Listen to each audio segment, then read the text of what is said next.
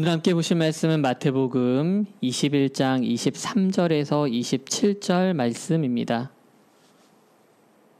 마태복음 21장 23절에서 27절 말씀 다 찾으신 줄 알고 우리 한 목소리로 봉독하겠습니다. 시작.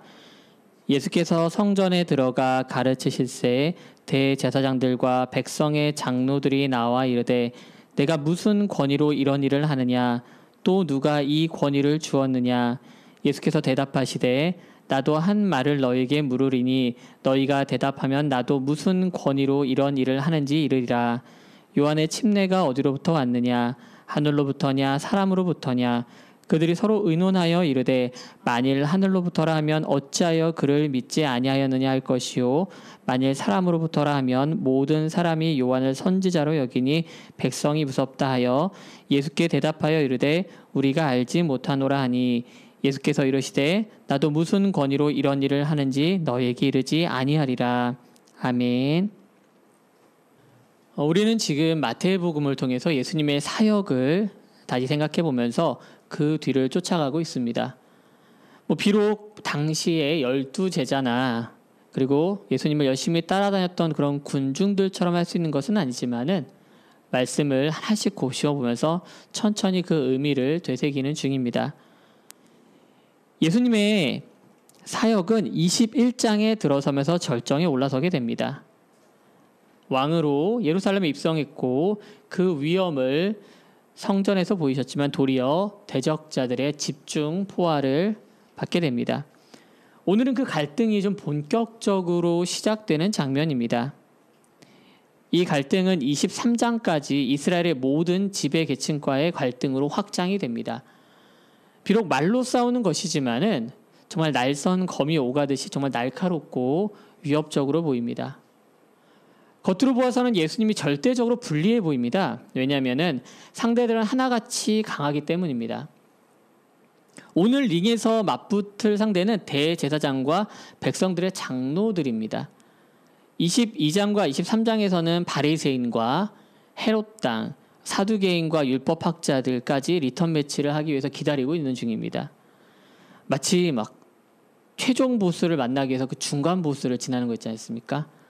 또 옛날 중국 무역 영화 같은 데 보면은 그 각 도장마다 간판기라는 게 있어요. 막 그런 느낌을 줍니다.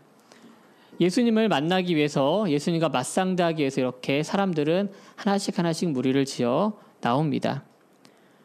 그들은 각자가 가진 가장 강력한 무기들을 통해서 예수님이 올무에 걸려 넘어지게 하려고 애씁니다. 지금까지 많은 도전자들이 그들에게 있었지만은 예수님처럼 강한 상대는 처음이었기 때문에 그들도 총력전을 펼칩니다. 앞으로 우리가 계속 보겠지만은 예수님은 강한 칼로 맞상대하는 것이 아니라 정말 유연하고 허를 찌르는 방식으로 상대들을 하나씩 무릎 꿇게 만드십니다. 저는 예수님을 향해 각을 세우고 날카롭게 파고드는 이런 사람들을 공격하는 사람들을 보면서 지금 우리가 살고 있는 이 시대의 그리스도인과 기독교가 좀 생각이 났습니다. 세상은 2000년 전이나 지금이나 끊임없이 기독교에 대해서 의구심을 가지고 질문을 가장한 공격을 해오고 있습니다. 물론 그 중에는 공격이 아니라 정말 몰라서, 알고 싶어서, 또 상식으로는 잘 이해가 안 가니까 하는 그런 질문들도 있습니다. 그런데 그러한 도전과 질문에 우리 교회와 성도님들은 얼마나 유연하면서도 상대의 의중을 찌르는 대답을 하고 있을까 생각해 보게 됩니다. 그런데 아쉽게도 물론 그런 분도 계시겠지만은 많은 사람들은 바로 그저 움츠러들면서 반격할 태도만 취하고 있다고 저는 생각이 들었습니다. 하지만 잘 생각해 보면요, 우리가 정말 경계해야 할 대상은 그런 세상 사람들이 아닙니다. 도리어 그들은 복음을 듣고 변화가 필요한 사람들이기 때문입니다. 예수님께서는 진리를 듣기 위해서 몰려든 그리고 구원을 받기 위해서 다가온 사람들을 향해서 화를 내시고 지적하지 않으셨습니다. 도리어 말씀을 곡해하고 말씀으로 하나님의 백성들을 구속하는 그런 사람들을 향해서 분노하시고 정죄하셨습니다. 그래서 말씀은요, 항상 남들에게 적용하기에 앞서서 나 자신, 우리 신앙 공동체 그리고 우리 기독교 안에서 먼저 작동해야 한다고 생각을 합니다. 저는 오늘 말씀을 통해서 우리에게 주시는 교훈을 먼저 발견하길 원합니다. 그리고 그것들을 먼저 우리에게 적용해 보았으면 합니다. 그리고 발견한 그것을 가지고 세상을 향해서도 정말 대답할 것을 준비하는 그런 귀한 시간이 되길 주님의 이름으로 축원합니다. 오늘 예수님은요, 성전에 다시 들어가셔서 사람들을 가르치십니다. 이때 대제사장과 백성들의 장로들이 예수님께 나옵니다. 그리고 질문을 바로 합니다. 내가 무슨 권위로 이런 일을 하느냐? 또 누가 이 권위를 너에게 주었느냐라고 질문을 합니다. 예수님은 한낱 랍비였고 성전을 관장하는 대제사장과 백성들의 장로들은 반대로 그 성전 안에서는 그 어떤 사람보다 높은 위치에 위대한 자리에 있었던 사람들이었습니다. 대제사장과 장로들은 자신들의 권위가 얼마나 대단한지 잘 알고 있었습니다. 대제사장은 사실상 이스라엘의 최고 권력자였습니다. 왜냐하면 당시 이스라엘은 정치적으로는 피지배국이었기 때문에 자체적인 왕이 없는 상태에서 이 대제사장은 정신적 지주이자 정점에 서 있는 그런 사람이었습니다. 당시 대제사장은 성소를 감독하고 또한 봉사와 회개를 주관했습니다. 또 신약 시대의 최고 권력 기구인 산헤드린에서는 의장의 역할도 같이 겸했다고 합니다. 종교와 정치를 아우르는 적대자가 없는 그러한 위치에 서 있던 사람이었다는 것입니다. 그런 대제사장이 제일 먼저 공격하는 포인트는 바로 권위입니다. 왜냐하면 자신이 가진 최고의 무기가 바로 그 권위였기 때문입니다. 대제사장은 출애굽 당시 모세의 형인 아론이 제사를 담당하면서 그 자손들에게만 허락된 권위 있는 자리였습니다. 그들의 권위는 이스라엘 초창기 때부터 보증되었고 하나님께 부여받은 것이었기 때문에 한낱 지방 출신의 이름도 없는 랍비와는 비교할 수 없는 것이었습니다. 이건 마치 지방 한적한 곳에서 이제 막 개척해서 목회하는 목사가 교계에서 존경받는 원로 목사님들 앞에 선 꼴과 비슷합니다. 물론 제가 예수님도 아니고요. 그 존경받는 원로 목사님들이 대제사장이란 말은 절대 아닙니다. 그냥 비교가 그렇다는 겁니다. 누가 보아도 그만큼 권위의 차이가 있다는 것입니다. 그런데 예수님께서는 그들의 이 날카롭고 또한 어떻게 보면 되게 억압적인 이런 질문에 답하지 않으시고 도리어 질문을 던지십니다. 당시 이러한 수사법은 좀 종종 있는 편이었습니다. 예수님께서 말씀하십니다. 그럼 나도 물어보겠다. 너희들이 대답하면 나도 대답해 주마. 요한의 침례가 어디로부터냐? 하늘로서부터냐? 아니면 사람으로부터냐? 대제사장들과 장로들은 이 질문을 듣자 긴급하게 회의를 들어갑니다. 그리고 멘붕에 빠지게 됩니다. 진퇴양난인 것이 왜냐하면은 이 침례 요한의 권위가 하늘로부터라고 하면은 침례 요한이 메시아라고 말했던 이 지목한 예수를 왜 믿지 않느냐라고 하는 올무에 걸리게 됩니다. 또 만일 침례 요한의 권위가 사람으로부터라고 대답을 하게 되면은 이 대화를 듣는 사람뿐 아니라 수많은 사람들이 들고 일어날 것이 뻔했기 때문입니다. 왜냐하면 이스라엘 전역에서는 침례 요한을 참 선지자로 따르는 사람들이 넘쳐났기 때문입니다. 결국 대답은 어떻게 했죠? 모르겠다입니다. 모르겠다. 청문회도 아니고요. 그저 회피하기 위한 대답으로 궁여지책으로 한 것이 바로 모르겠다였습니다. 예수님의 권위에 대한 출처와 보증이 어디인지 공격하는 이 권위 있는 사람들에게 침례 요한의 권위라고 하는 것으로 역질문을 함으로써 그들의 질문을 아예 파해해버리신 것입니다.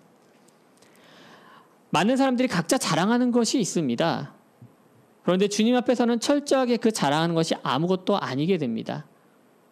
대제사장들과 장로들이 자랑하던 그 권위 역시 하나님의 아들이신 예수님의 권위 앞에서는 비교할 수 없는 것이 됩니다. 하지만 대제사장과 장로들은 아직 그것을 모릅니다. 그래서 예수님은 3번의 비유를 통해서 너희들의 상태를 직시하고 뉘우치라고 말씀하십니다. 그런데 죄인들의 반응은 회개가 아니라 반발로 나타납니다. 그리고 예수님은 천국 잔치 비유를 통해서 죄인들이 물러난 자리에 초대받는 사람들이 있음을 보여주십니다. 첫 번째 비유는요, 두 아들에 관한 비유입니다. 한 아버지에게 두 아들이 있었습니다. 그런데 아버지가 포도원을 가지고 계셨던 거예요. 그래서 그 포도원에 좀 일을 할 것이 있었습니다. 그래서 아들들에게 오늘 포도원에 가서 일 좀 하라고 말씀하셨습니다. 그런데 큰아들은 네 알겠습니다 하고 대답만 하고 가질 않았어요. 그런데 둘째 아들은 하나님 아버지 앞에서는 대놓고 싫다고요, 안 갈 거예요 그래 놓고서는 나중에 뉘우치고 포도원에 갔습니다. 예수님은 이 짧은 비유를 들면서 대제사장과 장로들에게 물어봅니다. 큰 아들과 둘째 아들 중에 누가 아버지의 뜻대로 하였느냐? 사람들은 대답합니다. 오늘 본문 마태복음 21장 31절 말씀입니다. 그 둘 중에 누가 아버지의 뜻대로 하였느냐? 이르되 둘째 아들이니이다. 예수께서 그들에게 이르시되 내가 진실로 너희에게 이르노니 세리와 창녀들이 너희보다 먼저 하나님의 나라에 들어가리라. 첫 번째 이 비유에서 기억해야 할 단어들은 아버지의 말씀, 뉘우침, 아버지의 뜻대로 행한 사람입니다. 이 비유에서 아버지는 하나님입니다. 큰 아들은 대제사장과 장로들입니다. 그리고 둘째 아들은 세리와 창녀 같은 죄인들입니다. 아버지는 모두에게 같은 말씀하셨습니다. 대제사장과 장로들은 겉으로는 말씀을 따른 것 같았지만 결론적으로는 말씀대로 행동하지 않았습니다. 그러나 세리와 창녀들은 달랐습니다.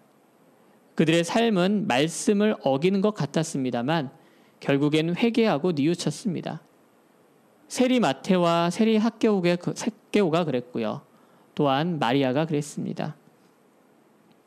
예수님은 뉘우치고 끝내 아버지의 뜻대로 살아가는 사람들이 결국 높아질 것이라고 말씀하십니다. 이런 사람들이 하나님의 나라에 들어간다고 선포하시는 것입니다. 대제사장과 장로들이 자랑하는 이 큰 아들의 권위는 아무짝에도 쓸데없게 되어버립니다. 말씀 앞에서 진정으로 뉘우치고 말씀대로 사는 것만이 진정한 권위 앞으로 나아가는 길이 되는 줄 믿으시기 바랍니다. 두 번째 비유 역시 포도원에서 이루어집니다. 이번에는 등장인물들이 이렇습니다. 포도원 주인이 있고요. 그 포도원을 관리하는 농부들이 나옵니다. 그리고 포도원 주인의 종과 아들이 등장합니다. 포도원 주인은 포도가 잘 생산될 수 있도록 만반의 준비를 해두고 농부들에게 일을 맡기고 해로 나가 있었습니다. 그 포도라는 게 올해 심었다고 해서 내년에 과실이 나는 게 아니더라고요. 아무리 빨라도 처음 심고 나서 4, 5년은 기다려야 한다고 합니다. 그러니까 주인이 그렇게 모든 것을 준비했습니다. 물도 뚫어놓고 기계도 갖다 놓고 그저 뭐 하면 되죠? 이제 농부들은 주인이 시킨 대로 포도가 잘 자랄 수 있게끔 관리만 하면 됩니다. 그리고 드디어 시간이 지나서 열매가 열렸습니다. 그리고 그 열매를 딸 때가 되었습니다. 그래서 주인은요, 열매를 받으려고 나는 해외에 있지만은 종들을 보냅니다. 포도원에 보내서 그 이제 포도를 수확하라고 하는 거죠. 그런데 농부들이 이상합니다. 그 주인이 보낸 종들을 잡아다가 때리고 죽이고 돌로 칩니다. 주인은 처음보다 더 많은 종들을 다시 한번 보냅니다. 그런데 이번에도 농부들은 같은 행동을 합니다. 마침내 주인은 자기 아들을 보냅니다. 그러면서 기대하는 것이 무엇이냐면은 내 아들이니까 다른 종이 아니니까 그 사람들이 내 아들이니까 존대하겠지라고 생각을 합니다. 그런데 아들을 맞이하는 농부들의 심보는 다릅니다. 주인의 상속자가 왔으니까 이 상속자만 이제 죽이면은 정말 이 포도원과 열매들이 자기 것이 될 거라고 생각을 합니다. 그리고 아들마저 죽이게 됩니다. 이 상황까지 와서 예수님은 이제 사람들이 질문을 합니다. 만일 이런 일까지 벌어졌는데 포도원 주인이 오게 되면 그 농부들은 어떻게 되겠냐라고 물으십니다. 사람들의 대답은 이렇습니다. 마태복음 21장 41절 말씀입니다. 그들이 말하되 그 악한 자들을 진멸하고 포도원은 제때의 열매를 바칠 만한 다른 농부들에게 새로 줄지니이다. 맞습니다. 그 대답은 너무도 당연합니다. 이 비유에서 포도원 주인은 하나님이십니다. 그리고 농부들은 대제사장과 장로들입니다. 주인이 보낸 종들은 선지자들을 의미합니다. 그리고 아들은 예수 그리스도입니다. 하나님은 모든 상황을 만들어 주시고 사람들을 살게 하셨습니다. 바라는 것은 그저 행동의 열매였을 뿐입니다. 하나님은 사람들을 향해 선지자들을 보내십니다. 그러나 사람들은 도리어 그 선지자들을 잡아 죽입니다. 그들이 누리는 것이 자신들의 것이라고 생각을 하고 착각을 하고 있는 것입니다. 그 포도원에 머물면서 누리는 모든 것들이 자기들의 힘으로 세워진 것이 아닌데 말입니다. 혹시 오래 살다 보니까 착각했을 수 있죠. 주인도 눈에 안 보이고 완전히 다 자기 세상 같죠. 그런데 그렇다 하더라도 주인이 종을 보냈을 적에, 자신의 종을 보냈을 적에는 깨달았어야 합니다. 아, 내가 소장농이고 주인이 따로 있구나 참. 그러니까 이제 마땅히 내가 키워냈지만 마땅히 열매를 드릴 때가 됐구나, 내어드릴 때가 됐구나, 그렇게 생각을 해야 되는 게 옳습니다. 그런데 사람들은 철저하게 죄인으로 변해 있습니다. 그래서 선지자들을 죽이고 심지어 하나님의 아들마저 죽입니다. 이 비유에서 기억해야 할 것은 죄인들의 반응입니다. 하나님의 뜻을 가지고 온 선지자들과 예수 그리스도 앞에서 회개하지 않는 죄인들의 모습을 우리는 볼 수 있습니다. 그래서 그들의 결과는 어떻습니까? 21장 43절 말씀입니다. 그러므로 내가 너희에게 이르노니 하나님의 나라를 너희는 빼앗기고 그 나라의 열매 맺는 백성이 받으리라. 이 두 가지 돌직구 같은 비유로 대제사장과 장로들은 직격탄을 맞았습니다. 많은 사람들 앞에서 자신들이 자랑하는 권위는 추락했고 대꾸할 명분마저 없었습니다. 왜냐하면 자신들도 알고 사람들도 이 비유가 무엇을 말하는지 너무도 잘 알았기 때문입니다. 화려한 예복과 높은 자리에 앉아서 사람들을 내려다보았지만 실제로 그들은 하나님의 말씀대로 살지 않았고 자신들의 권위를 중요하게 여겨서 하나님의 선지자 침례요한을 무시하고 하나님의 아들인 예수 그리스도마저 배척하였습니다. 하나님 말씀 앞에서 당연히 무릎을 꿇고 내려놓아야 하는데 도리어 고개를 빳빳하게 들고 성난 농부들처럼 행동한 것입니다. 그러면 지금이라도 뉘우쳐야 하는데, 종이 왔고 하나님의 아들이 왔으면 뉘우쳐야 하는데 죄인들의 반응은 그렇지 않습니다. 이 비유들의 끝에 보인 그들의 태도를 뭐라고 성경은 말합니까? 비유가 자기들을 향한 것임을 깨닫자 예수를 붙잡아 해코지를 하려고 합니다. 그러나 결국 사람들이 무서워서 행동으로 옮기지는 못합니다. 그들은요, 끝까지 하나님을 두려워하는 것이 아니라 주변 사람들의 시선을 무서워하는 것이 결국 그 사람들의 한계인 것입니다. 그러나 지금까지 예수님을 진정으로 만난 그런 사람들은 전혀 다른 반응을 보였습니다. 사실 겉으로 보아서는 예수라고 하는 사람 참 볼품없는 사람입니다. 가난한 목수의 아들이었고 변두리에서 제대로 배운 것 없는 것 같은 사람으로 보였지만은 그분의 말씀을 들은 사람들의 반응은 앞서 대제사장과 장로들과는 전혀 달랐습니다. 마태복음 7장 28절에서 29절에서 그 반응을 볼 수 있습니다.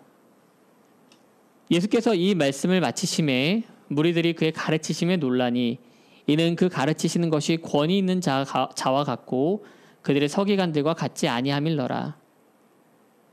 예수님의 권위는 세상에서 그것을 자랑하는 사람들 것과는 전혀 달랐습니다. 그들은 예수님의 권위 앞에서 자신들의 그물을 내려놓고 자리를 내려놓고 머리를 숙이고 무릎을 꿇으며 그 앞에 순복했습니다. 사랑하는 성도 여러분, 우리는 지금 말씀 앞에서 그리고 예수님의 권위 앞에서 어떤 행동을 보이고 있습니까? 우리는 진정 우리가 자랑하고 스스로 권위 있다고 생각하는 점을 내려놓고 정말 순종하는 삶을 살아가고 있습니까? 그저 성경을 좋은 말로 채워진 책으로 예수를 그냥 여러 명의 성인 중에 한 명으로 치부하고 흘려내보내면서 그냥 나와는 한 걸음 정도 떨어뜨려 놓고 선택적으로 그 말씀을 듣고 있지는 않습니까? 신앙생활은 취사 선택의 문제가 아닙니다. 온전히 순종하느냐의 문제입니다. 완전히 예수를 그리스도로 받아들이느냐의 문제인 것입니다. 하나님 아버지의 권위와 능력을 100% 인정하고 그분 앞에 섰을 때 진정한 그리스도인이 되는 것입니다. 예수님 마지막 비유를 통해서 그것을 다시 한번 보여주십니다. 마지막 비유는 혼인잔치를 베푼 어떤 임금의 이야기입니다. 한 나라 임금이 자기 아들을 위해서 혼인잔치를 열었습니다. 굉장히 큰 경사죠. 대단한 일입니다. 그래서 종들을 보내서 미리 초청한 사람들에게 다시 오라고 합니다. 미리 언지를 해두었던 것이죠. 그런데 사람들이 오기를 싫어합니다. 잔치는 완벽하게 준비되어 있습니다. 잔치의 준비는 이미 주인의 몫이었기 때문에 최대한 성심껏 준비했고 손님들은 그저 참여만 하면 됩니다. 그런데 사람들은 여러 가지 이유로 거절을 합니다. 어떤 사람은 자기 밭으로 가야 한다고 하고요. 어떤 사람은 자기 사업을 하러 가야 한다고 그 잔치 초대를 거절합니다. 어떤 사람은 초대의 말을 전하러 온 임금의 종을 잡아 죽이기도 합니다. 그러자 임금의 반응은 즉각적입니다. 마태복음 22장 7절에서 10절 말씀입니다. 임금이 노하여 군대를 보내어 그 살인한 자들을 진멸하고 그 동네를 불사르고 이에 종들에게 이르되 혼인잔치는 준비되었으나 청한 사람들은 합당하지 아니하니 내거리 길에 가서 사람들을 만나는 대로 혼인잔치에 청하여 오라 한데 종들이 길에 나가 악한 자나 선한 자나 만나는 대로 모두 데려오니 혼인잔치에 손님들이 가득한지라. 여기서 임금은 하나님을 의미합니다. 청함을 받은 사람들은 대제사장과 장로들을 비롯한 이스라엘 백성들을 의미합니다. 그런데 그들이 하나님의 천국잔치에 들어오기를 거절합니다. 결국 그 자리는 다른 사람들로 채워집니다. 그리고 마침내 혼인잔치는 가득 차게 됩니다. 마지막 비유를 통해 예수님은 말씀의 타깃을 대제사장과 장로들에게서 온 이스라엘 사람들로 확장합니다. 하나님의 열심으로 준비하고 마침내 개최한 천국잔치에 하나님은 종들을 보내어 저와 여러분을 초대하셨습니다. 얼마나 영광스러운 자리입니까?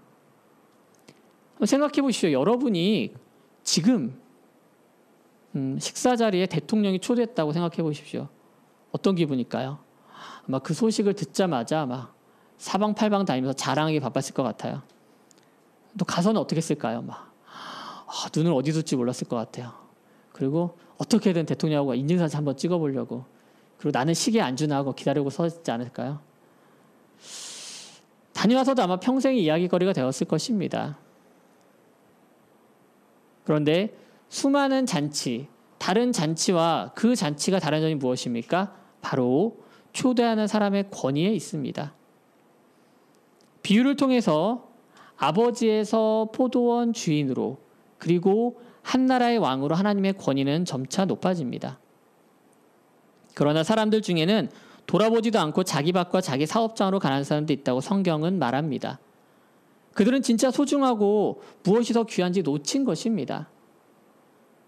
혹시 오늘 말씀을 함께 하시는 분들 중에서 주님의 초대에 응하지 않은 분들이 계시다면 그 천국 잔치에 꼭 참여하시길 원합니다. 주님은 한결같이 저와 여러분을 부르시고 더불어 누리고 함께하길 원하십니다. 잔치는 저와 여러분을 위해서 준비된 것입니다.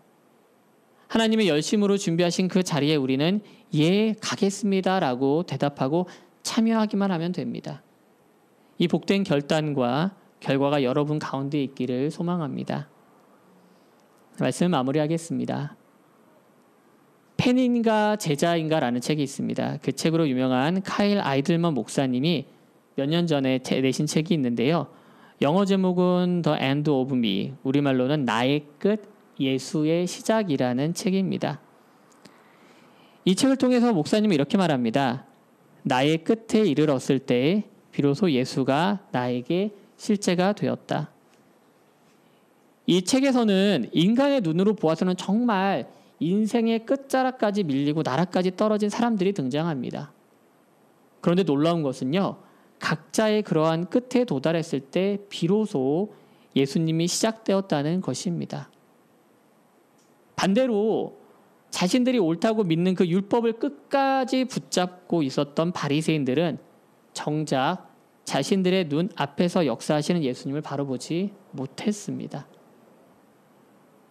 예수님의 권위 앞에서 모두 비워졌을 때 비로소 예수로 우리는 가득 찰 수 있습니다.